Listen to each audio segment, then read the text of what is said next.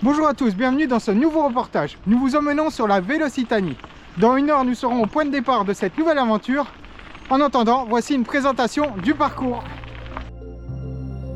La Vélocitanie est un nouvel itinéraire de vélotourisme qui relie le seuil de Naurouz, dans l'Aude, à Béziers, dans l'Hérault, sur une distance d'environ 240 km avec 1300 mètres de dénivelé positif.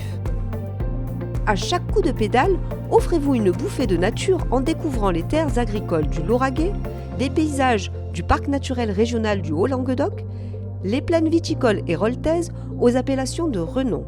C'est également l'occasion de découvrir une grande diversité de patrimoine naturel et culturel. Nous avons divisé cet itinéraire en 3 étapes.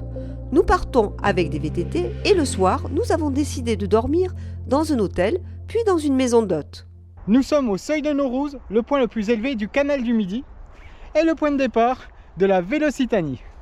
Pour venir ici, nous avons laissé la voiture à Béziers, le point d'arrivée de notre aventure. Nous avons pris le train jusqu'à Castelnaudary, puis nous avons longé le canal du Midi sur 14 km. Désormais, on vous embarque à nos côtés pour 3 jours de vélo. C'est parti!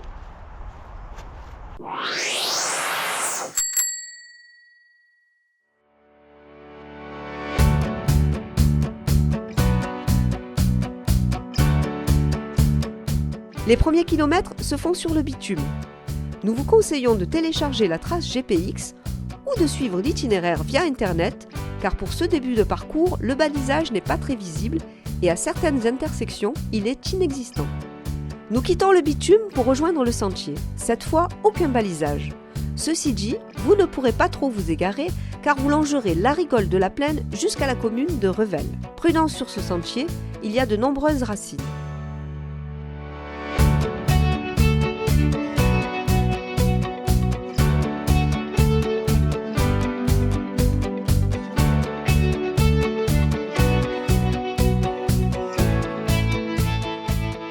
Nous arrivons au lac de l'Ancla.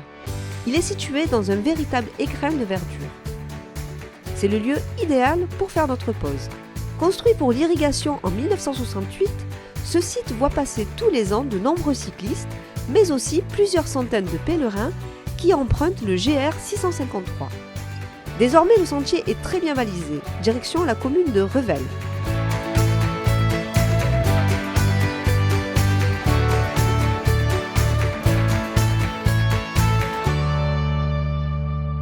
Petit détour d'1 kilomètre pour voir la halle médiévale de Revel. Dommage, nous arrivons à la fin du marché, mais nous prenons le temps de contempler cet édifice porté par 79 piliers de chêne et qui a la particularité d'être surmonté par un beffroi. Sa construction fut décidée sur ordre de Philippe VI de Valois en 1347. Elle est l'une des plus vastes de France. Après une pause repas, nous prenons la direction de Castres. Le balisage est très clair et les paysages sont magnifiques.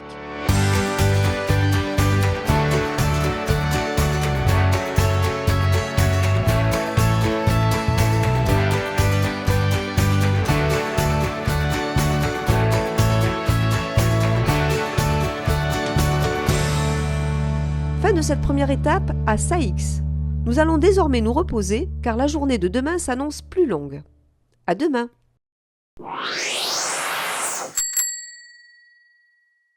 Jour 2, départ 8h30 du Grit Hotel à Saïx.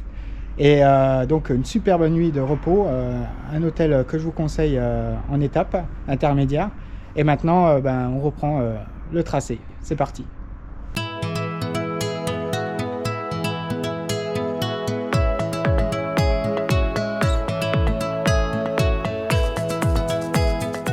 Arrivé à Castres, nous prenons la direction de Mazamet. Nous essayons de ne pas faire trop de pauses car la pluie est annoncée.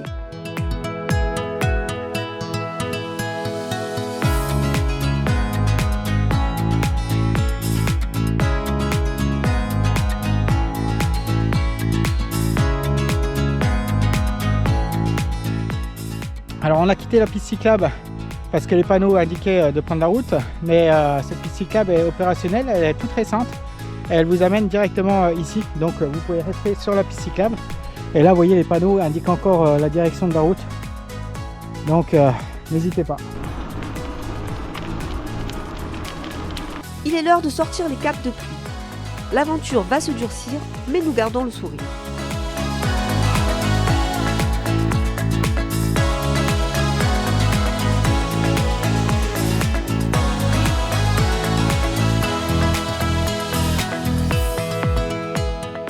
À Mazamet, nous arrivons sur l'ancienne voie de chemin de fer.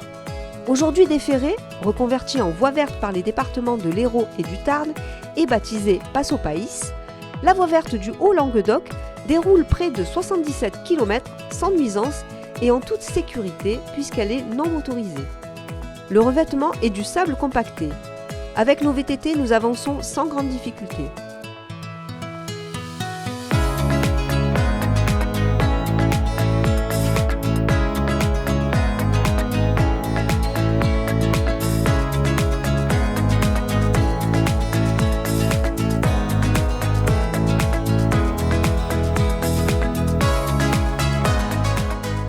Nous allons passer du département du Tarn à l'Hérault par un tunnel d'environ 800 mètres de long sous le col de la Fénille. C'est le point culminant de la Passo País.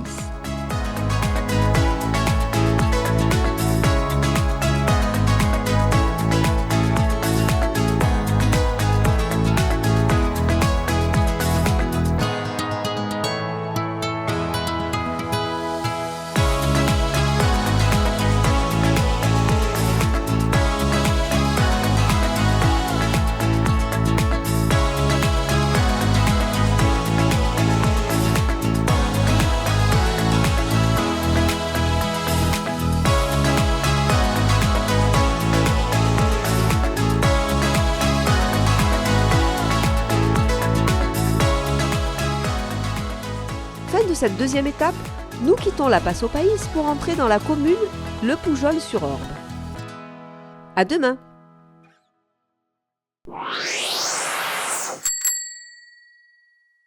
Troisième et dernier jour, nous avons dormi à Pujol-sur-Orbe dans une maison d'hôtes. Et franchement, c'était super, super accueil, bon petit déjeuner. Et maintenant, on est en forme pour partir sur Béziers.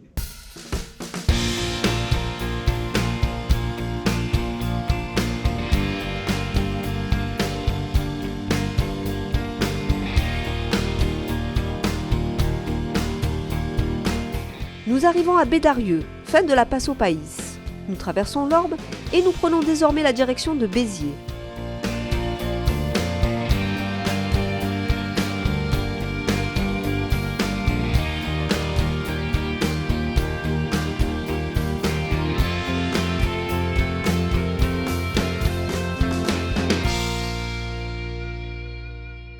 Les paysages montagneux ont laissé place aux paysages plus doux des avant-monts où les vignes s'étalent à perte de vue.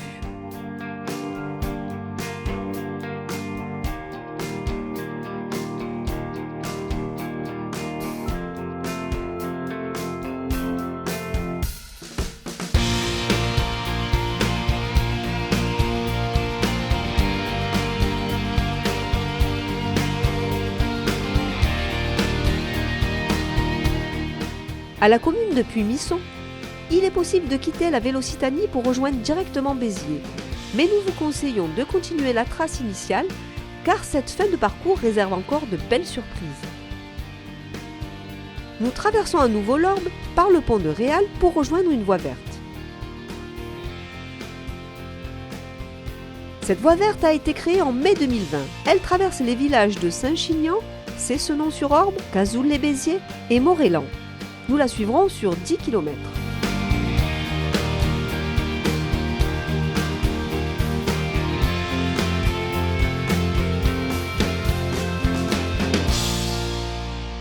Fin de la voie verte, nous passons au centre de la commune de Morélan pour prendre la direction du canal du Midi.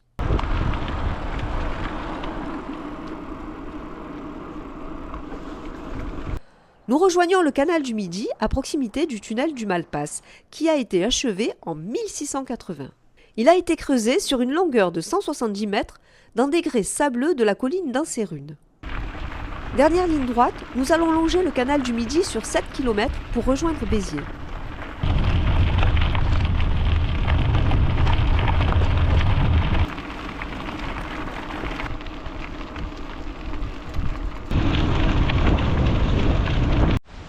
Nous arrivons sur le lieu le plus célèbre du canal du Midi, du moins le plus visité, les 9 écluses de Fonserane. Un escalier d'écluses constituant un ouvrage majeur du canal du Midi. C'est comme une arrivée triomphale sur la ville de Béziers.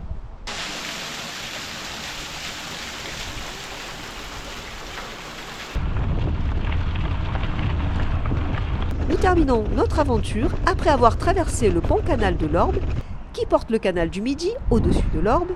C'est un des plus grands ponts-canaux de France. Un départ au soleil et une arrivée au soleil. Nous espérons que vous avez apprécié ce reportage.